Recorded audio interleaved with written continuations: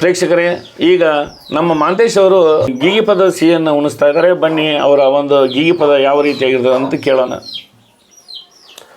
ನಮ್ಮ ಅಡಿಯು ಸೋಪರದ ವೀರಣ್ಣ ಅಂಗಡಿ ಸರ್, ಆಮೇಲೆ ಅವ್ರ ತಂದೆಯವರು ಚೆನ್ನಪ್ಪ ಅಂಗಡಿಯವ್ರು ಸರ್ ರಚನೆ ಮಾಡಿರ್ತಕ್ಕಂಥ ಒಂದು ಗೀಗಿ ಪದಗಳನ್ನು ತಮ್ಮ ಮುಂದೆ ಹಾಡ್ತೀನಿ ಸರ್.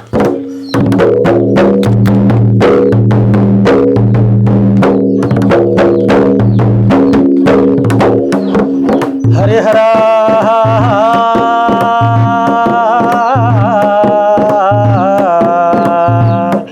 ಹಾಗಿಯಗಿ ಹಾಗಾಗಿಯಗಿ ಹಾಗಿಯಗಿಯಗಿ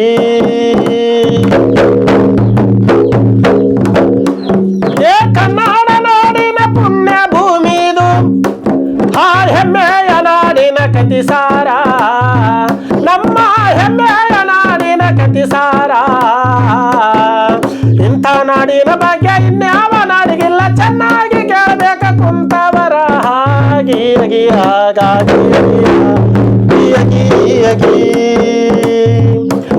ಇನ್ನ ಸಿಂಧೂರ ಲಕ್ಷ್ಮಣ್ಣ ಸಂಗೊಳ್ಳಿ ರಾಯಣ್ಣ ಏ ಗಂಡು ಗಲಿಯಾಗಿ ಬಾಳಿದರ, ನಾಡಿನೊಳಗೆ ಗಂಡು ಗಲಿಯಾಗಿ ಬಾಳಿದರ.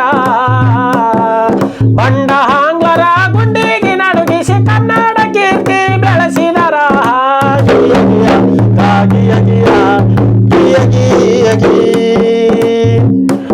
ಇನ್ನ ಕಿತ್ತೂರ ಚೆನ್ನಮ್ಮ ಬೆಳವಾಡಿ ಮಲ್ಲಮ್ಮ ಆ ಕತ್ತಿ ಹಿಡಿದು ರಣ ಕಾದಿದರ, ವೈರಿಗುಡ ಕತ್ತಿ ಹಿಡಿದು ರಣ ಕಾದಿದರ.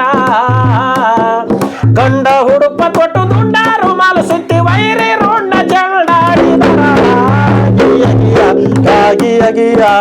ಗಿಯಗಿ ಇನ್ನು ಮೈಸೂರು ಹುಲಿ ಎಂದು ಮಾನ್ಯತೆ ಪಡೆದಿದ್ದ ಆ ಟಿಪ್ಪು ಸುಲ್ತಾನ್ ಎಂಬ ಸರ್ದಾರ, ಮೈಸೂರು ಹುಲಿ ಟಿಪ್ಪು ಸುಲ್ತಾನ್ ಎಂಬ ಸರ್ದಾರ.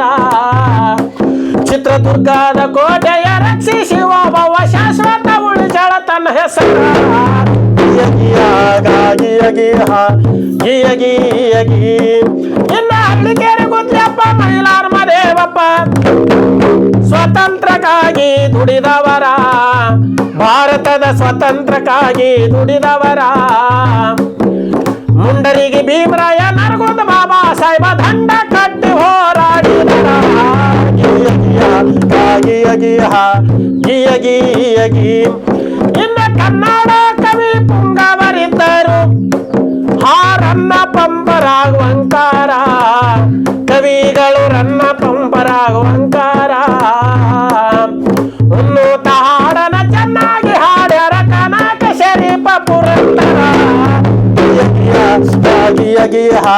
ಗಿಯಗಿ ಇನ್ನ ಎಷ್ಟು ಹೊಗಳಿದರು ತೀರಲಾರದು ಏ ಕನ್ನಡ ನಾಡಿನ ಕತಿಸಾರ, ನಮ್ಮ ಕನ್ನಡ ನಾಡಿನ ಕತಿಸಾರ. ಪಕ್ಕ ಇತಿಹಾಸ ಪಕ್ಕ ಶೋಧಿಸಿ ಬರ್ಯಾವ ಚನ್ನಣ್ಣ ಕವಿಗಾರ.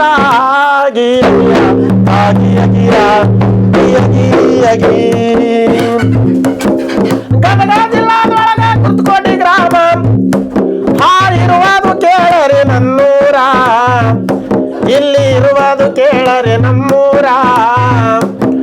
ಬಸವನ ಜಯದಿಂದ ಆಸನದ ಪದಗಳ ಕುಶಲಿಂದ ಹಿಂಗ ಹಾಡುವರ. ಗಿಯಗಿ ಕೇರಿ ಕುಶಲಿಂದ ಹಿಂಗ ಹಾಡುವರ. ಗಿಯಗಿ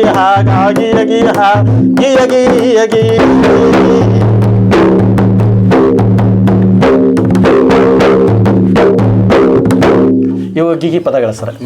ಬಹಳ ಸುಂದರವಾಗಿ ಗೀಗಿ ಪದವನ್ನು ನಮ್ಮ ಮಾಂತೇಶ್ ಅವರು ಹೇಳಿದರು.